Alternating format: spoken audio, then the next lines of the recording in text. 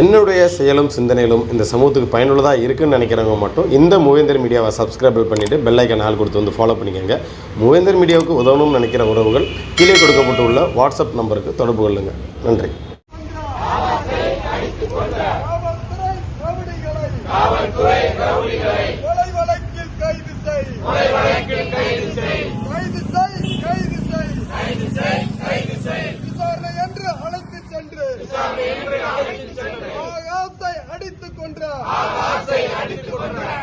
திலீபனை கைது செய், புகழை கைது செய், காளீஸ்வரனை கைது செய், சரத்குமாரை கைது செய், மனோகரனை கைது செய், தேவேந்திரனை கைது செய், கொலை வழக்கில் கைது செய், சிறைப்படுத்து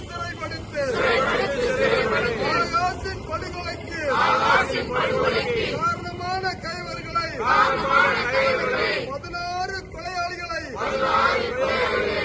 கொலை வழக்கில் கைதுறைப்படுத்து. நீதி வேண்டும், நீதி வேண்டும், நீதி வேண்டும், நீதி வேண்டும். ஆகாசின் படுகொலைக்கு நீதி வேண்டும், நீதி வேண்டும். வேண்டான்னு சொன்னா மட்டும்தான் எதிர்த்து பேச முடியும். இல்ல அப்படின்னா அவன் இங்க மற்ற அதிகாரிகள் என்ன சொல்றாங்களோ அதை கேட்டுட்டு தலையாடிக்கிட்டு தான் இருக்க முடியும். இதுதான் இப்ப வேற சாதிக்காரனை மட்டும் இங்க வந்து காவல்துறையில போட்டுக்கிறாங்க, நம்ம சாதிக்காரனை போட்டா புடிங்கிருவோம்னா அதெல்லாம் கிடையாது. நம்மளை ஒடுக்கிறதுக்கு நம்ம சாதிக்காரனை கொண்டாந்து போடலாம். இதெல்லாம் நாங்க அனுபவிச்சிருக்கிறோம். என் மேல குண்டாஸ் போட்டாங்க. குண்டாச போடும்போது யாருன்னு பாத்தீங்கன்னா அங்க 2 தேவேந்திர குல வேளாளரை சேர்ந்த ஒரு காவல் ஆய்வாளரையும் ஒரு காவல் உதவி ஆய்வாளரையும் போட்டாங்க. அந்த 2 பேரும் தான் என் மேல வழக்கு போட்டாங்க, குண்டாஸ் போட்டாங்க.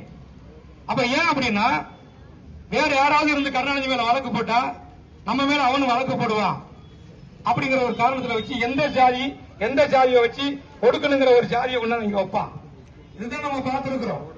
ஏன் அப்படின்னா அவங்க செயல்பட முடியாது, அவங்க சொல்றதை கேட்டாகணும். இல்ல அப்படின்னா எனக்கு வேலையை வேண்டாம்னு சொல்லி அவன் போராட்ட காலத்துல நிக்கணும். அப்போ அதிகாரியா இருக்க முடியாது, பணியாற்ற முடியாது. அப்ப நீங்க பாத்தீங்கன்னா எல்லா அரசு அலுவலகத்திலேயும் இருக்கக்கூடிய தேவேந்திர குல வேளாளர்களா இருக்கட்டும், பட்டியலின அரசு அதிகாரிகளா இருக்கட்டும், அடிமையா தான் இருக்கிறான். அவன் IAS IPS இருந்தாலும் அடிமையா தான் இருக்கான். அதான் கன்சராம சொன்னாரு, மாயாவதியை கூப்பிட்டு கேட்டாரு, நீ IAS படிக்கிறீன்னு சொல்றியம்மா, நீ IAS படிச்சு என்னமா ஆக போறேன்னு கேட்டாங்க உத்தரப்பிரதேசத்துல. அந்த அம்மா சொன்னாங்க, என்னுடைய சாதி மக்களை வந்து ஒடுக்குறாங்க, கொடுமைப்படுத்துறாங்க, கற்பழிக்கிறாங்க, அதனால வேண்டியும் நான் வந்து IAS கலெக்டர் ஆகி நான் அந்த மக்களுக்கெல்லாம் நான் உதவி செய்ய நினைக்கிறேன். அப்பதான் கட்சிராம் சொன்னாரு, நீ IAS ஆனாலும் கூடமா நீ வந்து நீ நினைச்சதை செய்ய முடியாது. ஆதிக்கத்தை ஆளு வர்க்கமா எவன் அங்க MLA MP முதல்வரா இருக்கிறான் அவன் சொல்றதை மட்டும் தான் நீ செய்ய முடியும். நீ கலெக்டர் ஆனதுனால உன்னால ஒண்ணுமே செய்ய முடியாது அப்படின்னு சொன்னாரு. அப்ப நான் என்ன செய்யணும்னு கேட்டாங்க. நீ அரசியலுக்கு வான்னு சொன்னாரு.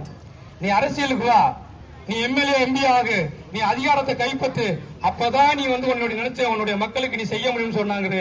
அந்த விஷயத்தை ஃபாலோ பண்ணாங்க. 4 முறை உத்தரப்பிரதேசத்துல முதலமைச்சராக இருந்திருக்கிறாங்க. அதனால இன்னும் சில விஷயங்களை பேச வேண்டியது எனக்கு பேப்பர் வந்துருச்சு, நான் அதிகமா பேசிட்டு நினைக்கிறேன். சகோதர சகோதரிகளை, இந்த ஆகாஷ் படுகொலைய குற்றவாளிகளை கைது செய்ய வரைக்கும் போராட்டம்